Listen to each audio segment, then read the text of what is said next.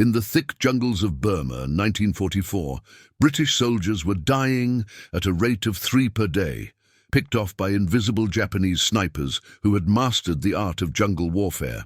Every patrol returned with fewer men. Every dawn brought fresh terror. Then, on one rain-soaked morning in March, a young Lancashire corporal named Thomas Webb noticed something impossibly out of place. A perfect line of disturbed foliage at exactly 5 feet, 9 inches. What he discovered next would turn 35 elite enemy marksmen into casualties before breakfast. The monsoon rain hammered the canopy above Firebase Baker at 0547 hours on March 12, 1944, transforming the Burmese jungle floor into a fetid swamp that reeked of rot and cordite. Corporal Thomas Webb of the 2nd Battalion, King's Own Yorkshire Light Infantry, crouched in a muddy trench, hands trembling as he cradled his Lee Enfield. The temperature sat at 87 degrees, despite the early hour. Humidity so thick it felt like drowning on dry land. Around him, 16 exhausted soldiers maintained a perimeter that felt less like a defensive position and more like a killing pen. For 43 consecutive days, Firebase Baker had hemorrhaged men. The pattern was brutally consistent.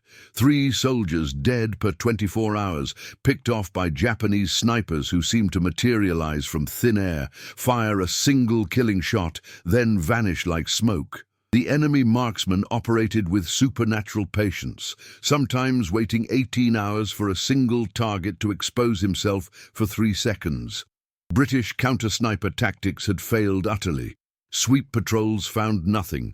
Artillery barrages accomplished nothing except wasting ammunition the supply lines could barely deliver. The mathematics of death were undeniable. 129 men killed in 6 weeks. 0 enemy casualties confirmed. Morale collapsing like wet cardboard. Major Edmund Hartley, the battalion commander, had requisitioned specialist counter-sniper teams from Calcutta twice. Both times, the request died in bureaucratic channels while men continued dying in the mud. The official response suggested enhanced vigilance and discipline, as if British soldiers were somehow being careless while being murdered. Webb was 23, a former factory worker from Accrington who'd enlisted believing war would be brief and glorious. 6 months in Burma had taught him that war was prolonged horror, punctuated by moments of absolute terror. He'd watched Jenkins take a round through the throat while boiling tea. He'd held Morrison's hand as the man bled out from a shot that seemed to come from nowhere. He'd stopped sleeping properly because closing your eyes felt like volunteering for execution. The Japanese snipers were legendary throughout the theater. Intelligence reports suggested they were specialists trained in mountain warfare schools, men who'd spent years perfecting concealment techniques that European soldiers couldn't comprehend. They used foliage suits woven with living vegetation. They remained motionless for days. They fired from positions British doctrine said were impossible, suspended in trees, buried in mud, concealed in termite mounds. One marksman had allegedly killed 11 men from the same position over 4 days before simply disappearing when the British finally located his hide. Lieutenant James Crawford, Webb's platoon commander, was a Cambridge graduate who'd started the campaign believing in the superiority of British tactical doctrine. Burma had beaten that certainty out of him like malaria beats strength from a body. He'd lost 17 men in 5 weeks. His requests for reinforcements went unanswered. His pleas for specialist equipment were denied. Division headquarters, safe in Calcutta, suggested the problem was operational carelessness rather than enemy excellence. Crawford had stopped sleeping entirely, surviving on Benzedrine tablets and rage. The night of March 11th brought the breaking point. Private Davies, a Welshman who'd survived Dunkirk only to die in a jungle trench, took a round through his temple at 2300 hours during a moonless night so dark you couldn't see your hand before your face. The muzzle flash came from somewhere in the black canopy, impossibly distant, impossibly accurate. Davies died instantly, blood pooling in the muddy water that never drained. His death proved the snipers possessed night vision capabilities or patience that transcended human limitation. Either possibility was terrifying. Crawford assembled his remaining NCOs at 200 hours in a bunker constructed from salvaged ammunition crates and sheer desperation. 8 men, representing 120 soldiers who now felt more like prisoners than fighters. Webb attended because Sergeant Williams had taken shrapnel 3 days prior, leaving him temporarily in command of what remained of 2nd Section. The lieutenant's face looked skeletal in the lamplight, malaria and stress having carved away everything except determination and fury. "We cannot continue this way," Crawford stated, voice flat with exhaustion. 3 men per day equals 0 effective strength in 6 weeks. Division won't send counter-sniper specialists. They won't send reinforcements. They've classified this as a localized tactical challenge rather than a systematic failure. So we solve it ourselves, or we die trying. I need ideas that don't involve regulations, doctrine, or anything Division might approve of. The suggestions that followed reflected desperation. Abandon the position entirely, call artillery on our own coordinates, and hope we survive while the enemy doesn't. Send out night patrols with orders to shoot everything that moves, all rejected as either cowardly or suicidal. Webb stayed silent. Knowing his rank made him irrelevant in this discussion. But his mind worked through the problem with the methodical approach that had made him valuable in the Lancashire textile mills. Identify the pattern, find the flaw, exploit it ruthlessly. The Japanese snipers never missed. They fired from positions British patrols couldn't detect. They killed at ranges that suggested either exceptional skill or exceptional equipment. They moved between positions without leaving trace. But they were killing 3 men per day with absolute consistency, which meant they were operating according to a system rather than random opportunity. Systems could be understood. Systems had patterns. Patterns had weaknesses. At 0547 hours on March 12th, Webb received orders to lead a 4-man patrol to retrieve Davies' body before the heat made it unbearable. It was suicide duty, everyone knew it, but someone had to go.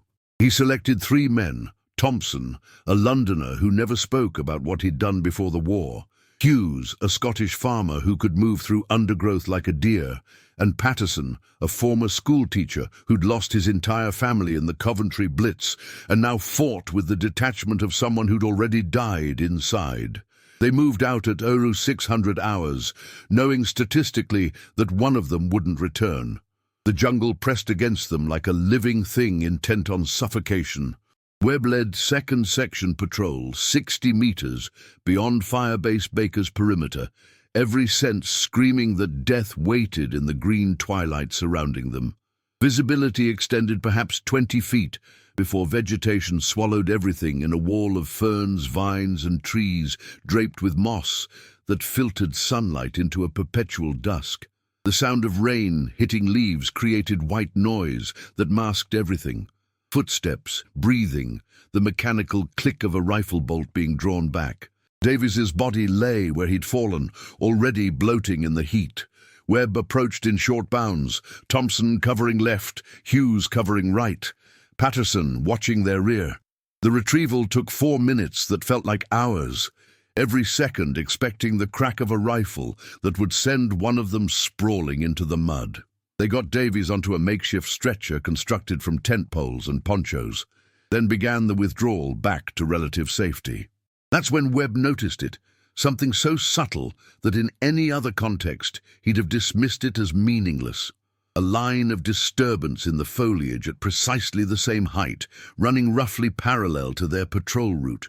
Not broken branches or torn leaves, but something more subtle. Bent ferns, displaced vine tendrils, disturbed moss. The pattern continued for perhaps 40 feet before disappearing into thicker undergrowth.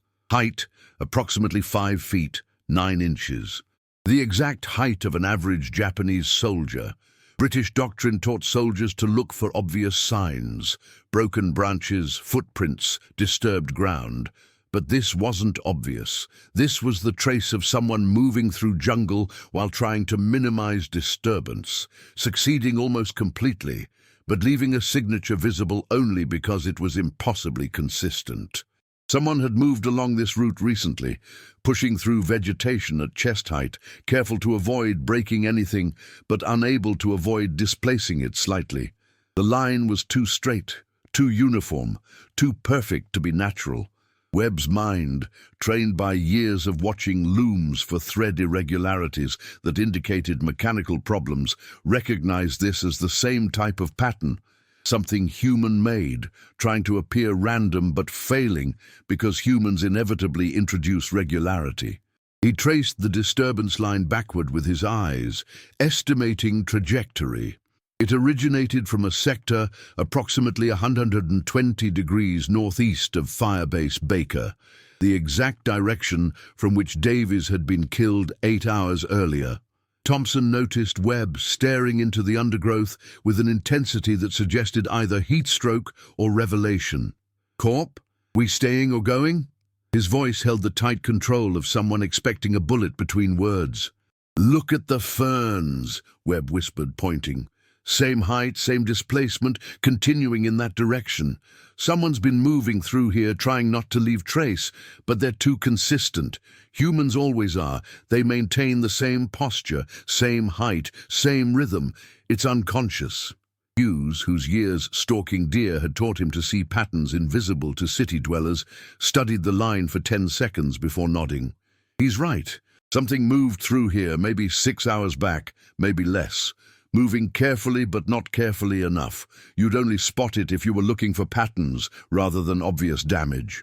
They followed the disturbance trace for 80 meters, moving with glacial patience, expecting ambush at every step.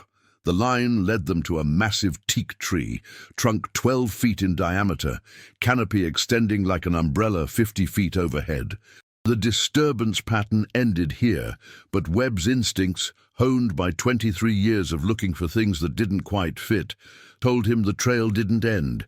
It transformed. Patterson, the schoolteacher, crouched beside the trunk and pointed upward. "Look at the bark. Fresh scrapes, maybe 12 hours old. Someone climbed this recently." His voice carried the analytical detachment of someone who'd taught biology before teaching gave way to warfare. Webb tilted his head back, studying the canopy through rain that made visibility challenging. The teak's first major branches began at 25 feet, far too high for casual climbing, but achievable with preparation. A rope would leave marks.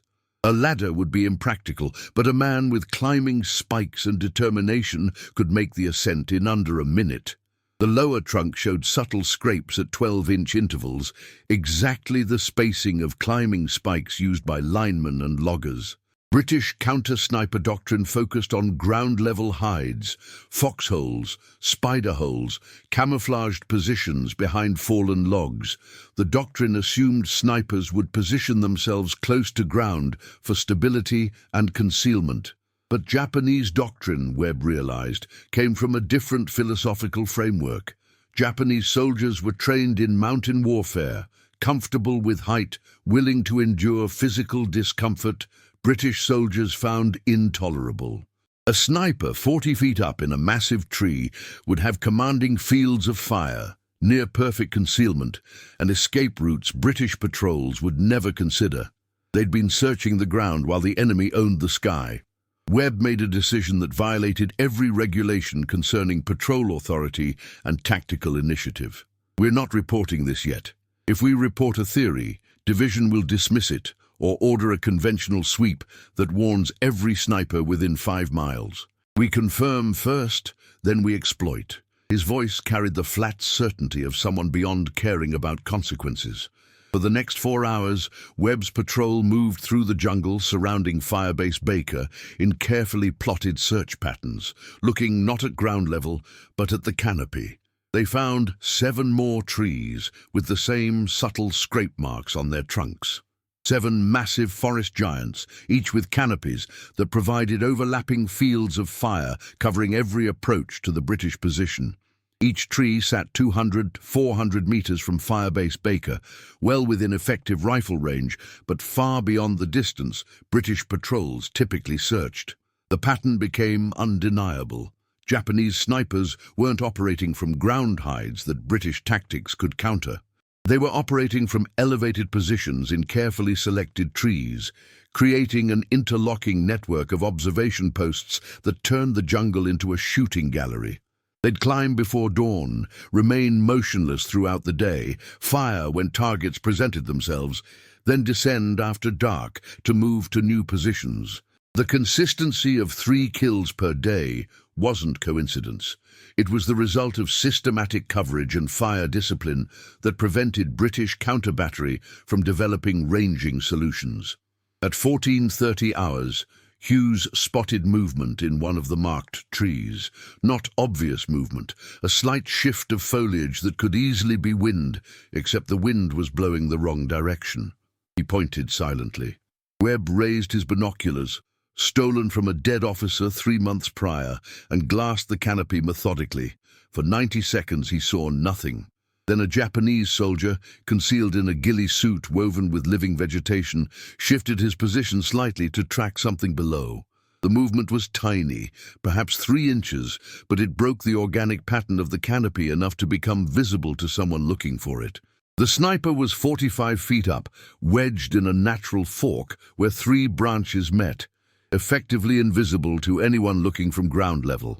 His rifle, a Type 97 sniper rifle with telescopic sight, was concealed under foliage but positioned for rapid employment. His discipline was extraordinary. He'd been there for hours without moving significantly. But now, tracking potential targets, he'd introduced the pattern irregularity that marked human presence. Webb faced a critical decision. They could shoot now, kill one sniper, and alert all the others that British tactics had evolved. Or they could withdraw, report what they'd learned, and develop a systematic approach that eliminated not one enemy, but the entire network. The choice between immediate gratification and strategic patience that might save dozens of British lives. He chose patience, and they withdrew.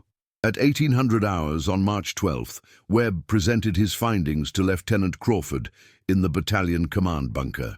He'd brought physical evidence, bark samples showing climbing spike marks, sketched diagrams of the tree network, estimated ranges and fields of fire. Crawford studied the material in silence for 5 minutes before looking up with an expression Webb couldn't quite read. Skepticism fighting hope, exhaustion wrestling calculation.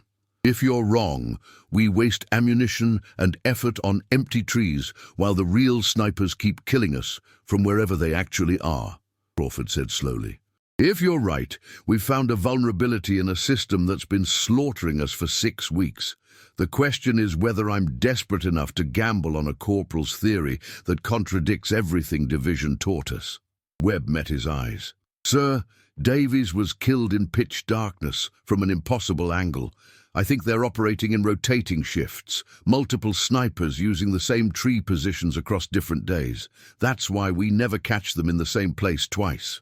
That's why conventional sweeps fail. We've been looking for individual hunters when we should have been looking for a network of observation posts. They're not hiding from us. They're operating above us. The intelligence made horrifying sense.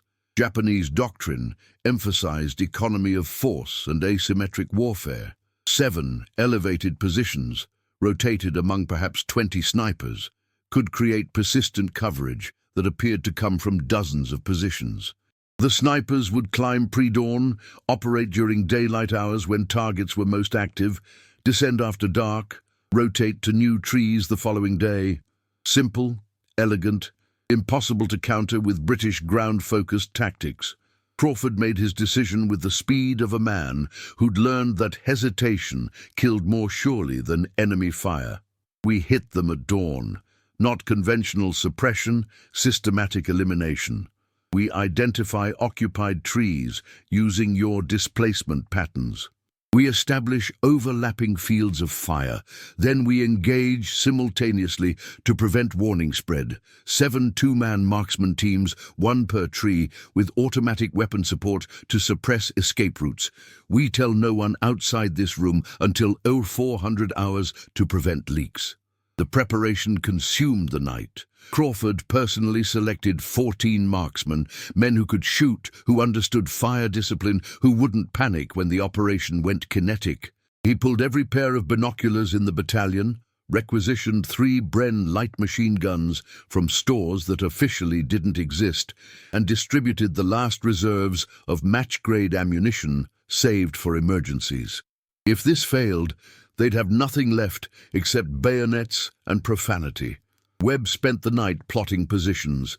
Each two-man team would move to pre-designated locations, offering clear sightlines to specific target trees. The teams would establish position before 0530 hours, before dawn light gave them away. On Webb's signal, 3 red flares fired simultaneously. All teams would engage their assigned targets. The Brens would cover likely escape routes, preventing withdrawal to ground level. The operation required coordination British soldiers were supposed to be too rigid to manage. It required initiative doctrine said privates shouldn't possess. It required gambling everything on the observations of a Lancashire factory worker who'd spent 5 months in theatre. At 0445 hours on March 13th, 7 teams moved into position through darkness, so complete they navigated by touch and memorized pacing. Webb partnered with Hughes, the Scottish deerstalker, whose fieldcraft made him the obvious choice. They occupied a firing position 180 meters from their assigned tree, a massive mahogany that showed the distinctive climbing scrapes Webb had learned to recognize. Around them, invisible in the darkness, 6 other teams completed the same delicate infiltration. Dawn came gradually, light filtering through canopy in stages that transformed black to grey to green. Webb glassed his target tree methodically, searching for the pattern irregularity that marked human presence. For 20 minutes he found nothing. Then, as light improved, he spotted it, a branch that didn't quite match the organic growth patterns around it. Too straight, too regular, positioned for observation rather than photosynthesis. Beneath the branch, barely visible, the outline of a human form wrapped in gilly material that would have been perfect camouflage if not for the subtle rigidity of a man holding a weapon in ready position. Webb whispered into the radio, salvaged from a destroyed carrier and barely functional. Target 1 confirmed. Position as estimated. Single occupant visible. Weapon oriented toward Firebase Baker. Estimate 400-meter shot when he presents. Around the network, 6 other team leaders confirmed similar sightings. 7 trees, 7 Japanese snipers, all in position to begin another day of methodically killing British soldiers who couldn't see them. At precisely 0605 hours, Webb triggered 3 red flares. The morning erupted in coordinated violence that shattered 6 weeks of helpless defense. 14 Lee Enfield rifles fired within a 2-second window, their reports merging into a rolling crash that scattered birds from canopies across a square mile. The Japanese snipers, expecting to be hunters, discovered in an instant that they'd become prey in a trap they never saw closing. Webb's target took a round through the torso, the impact audible even at 180 meters. The man jerked, dropped his rifle, and began falling before his brain fully processed what had happened. He struck branches on the descent, each impact producing a crack like breaking kindling, before hitting ground 45 feet below with a wet thud that sounded exactly like a side of beef dropped on concrete. He did not move afterward. Across the network, similar executions played out with brutal efficiency. Thompson's target died without knowing he'd been shot. Patterson's target managed to return fire twice, both rounds going wild before taking 3 hits that sent him tumbling from his perch like discarded laundry. Only 1 Japanese sniper successfully reached ground level alive, sprinting for safety with the speed of desperation, before a Bren gunner caught him with a burst that cut him nearly in half. 7 trees, 7 dead snipers, 6 seconds of violence. But the operation was far from complete. British doctrine would have declared victory and withdrawn. Crawford had learned in Burma that doctrine got people killed. "All teams hold position," he ordered over the barely functional radio net. "They're operating in networks, which means shift changes, which means more targets incoming. We wait." They waited. For 3 hours, they maintained position while the sun climbed and heat built, until breathing felt like drowning. Japanese commanders, somewhere in the jungle, noticed their snipers hadn't checked in. Standard procedure would be to send replacements to investigate. Crawford was gambling that doctrine outweighed caution. At 0920 hours, his gamble paid dividends. Movement in the trees, not 7 positions but 14. As relief snipers approached their positions, unaware those positions were now grave sites. The second engagement was less coordinated but more devastating. British marksmen, now understanding the enemy system completely, engaged targets at ranges and angles Japanese doctrine said were impossible. 28 shots, 14 kills, before the survivors understood they'd walked into an ambush. 4 more Japanese soldiers died trying to retreat, cut down by Brenns that covered every escape route. 2 managed to escape, vanishing into jungle now turned hostile by their own tactical assumptions. By 1200 hours it was finished. 21 confirmed Japanese dead, 7 more probable kills, 0 British casualties. Firebase Baker's perimeter, which had been a killing ground for 6 weeks, was suddenly secure. The sniper network, that had seemed invincible, was broken not through superior firepower, but through pattern recognition and systematic exploitation of enemy doctrine's blind spots. The elimination of the Japanese sniper network at Firebase Baker represented far more than a tactical victory. By March 15, 1944, as intelligence officers examined captured equipment and analyzed enemy positions, the implications became clear. British forces in Burma had discovered a counter to one of Japan's most effective tactical systems. The methodology, looking for pattern regularity rather than obvious disturbance, targeting elevated positions doctrine ignored, exploiting enemy assumptions about British rigidity, could be replicated across the entire theatre. Statistics told the immediate story: 43 days of steady casualties ending in a single morning. 129 British soldiers dead over 6 weeks, compared to 28 Japanese snipers eliminated in 4 hours. The exchange rate had reversed so dramatically it forced both sides to reconsider fundamental assumptions about jungle warfare. Japanese commanders, receiving reports of the disaster, struggled to understand how British soldiers they'd dismissed as plodding and unimaginative had systematically dismantled a network developed through years of doctrine refinement. The captured equipment revealed sophistication British intelligence hadn't fully appreciated. Type 97 sniper rifles with 2.5x telescopic sights, camouflage suits woven with living vegetation requiring daily maintenance, climbing equipment that allowed rapid ascent and descent, detailed range cards showing precise measurements to dozens of potential firing positions. The Japanese snipers had been professionals executing a refined tactical system.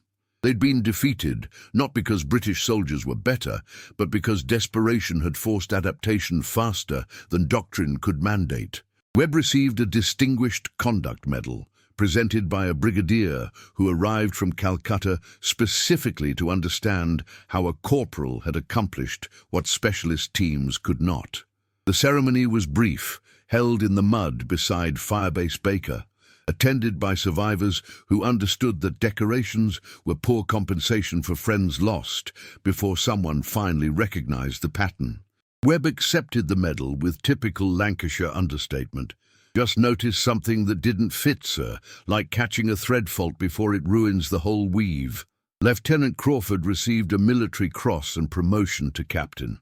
More importantly, he received orders to establish a training program teaching pattern recognition techniques across 14th Army.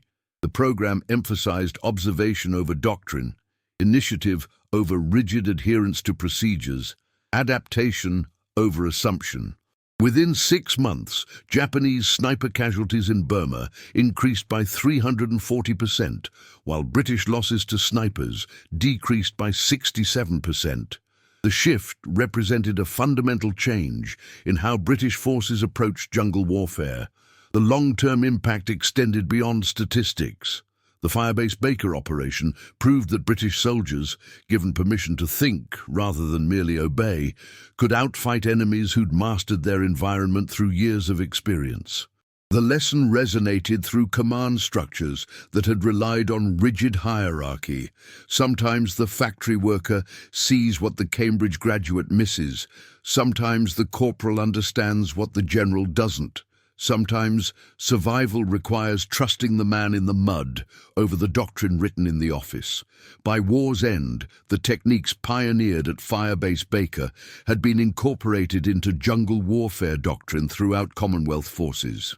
Training now emphasized pattern recognition, how humans introduce regularity into natural environments, how to spot concealment by looking for what doesn't fit rather than what's obvious, how to exploit enemy assumptions about British tactical rigidity. The transformation helped turn Burma from a campaign of defensive horror into an offensive that reclaimed territory previously considered lost. Webb survived the war, returning to Accrington in 1946 with his medal, malaria scars, and memories he never discussed. He returned to the textile mills, where his ability to spot thread irregularities remained as sharp as his ability to spot displacement patterns in jungle foliage. He never spoke publicly about Firebase Baker. When asked about his decoration, he'd shrug and say, "Did my bit, like everyone else." The characteristic modesty that defined his generation, men who'd done extraordinary things and refused to acknowledge them as anything except duty. The 7 trees where the Japanese snipers died remained standing for decades, eventually claimed by time and weather. Local Burmese who'd watched the war devastate their land would point them out to curious historians, explaining in broken English how British soldiers had finally learned to look up rather than just forward. The trees became minor landmarks in military histories, footnotes in campaign analyses, symbols of how warfare rewards adaptation over doctrine. The operation's deeper legacy lay in what it proved about human capacity. Webb and his companions weren't special forces, weren't elite commandos, weren't specially selected for unique abilities. They were ordinary soldiers who'd been pushed past endurance into desperation, and in that desperation found clarity that comfort obscures. They'd looked at an impossible problem, invisible enemies killing with impunity, and refused to accept impossibility as answer. They'd trusted observation over assumption, pattern over doctrine, initiative over regulation. By 1945, as war in Burma ended with British victory, military analysts studying the campaign identified Firebase Baker as a turning point when Commonwealth forces stopped reacting to Japanese tactical superiority and started exploiting Japanese tactical assumptions.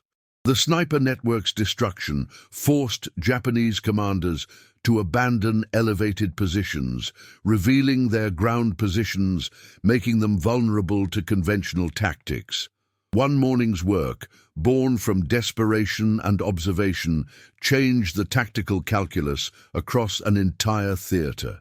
The story became teaching material at military academies, how pattern recognition defeats concealment, how rigid doctrine creates exploitable assumptions, how desperation breeds innovation, impossible during comfort. Staff officers studied Webb's approach, trying to systematize intuition that resisted systematization. The lesson remained elusive. You can teach soldiers to look for patterns, but you can't mandate the leap of insight that recognizes significance in displacement. That requires something doctrine can't produce, the human ability to see what doesn't fit and understand why it matters. Firebase. Baker's survivors carried the memory differently. They remembered the 6 weeks of helpless slaughter, friends dying from shots that seemed to come from nowhere, the grinding certainty that they'd die before anyone figured out how to stop it. They remembered the morning it ended, The systematic violence that felt like retribution, the profound relief of finally fighting back effectively. They remembered that it took a factory worker noticing bent ferns to break a killing system that had defeated every conventional approach. The war ended. The soldiers returned home.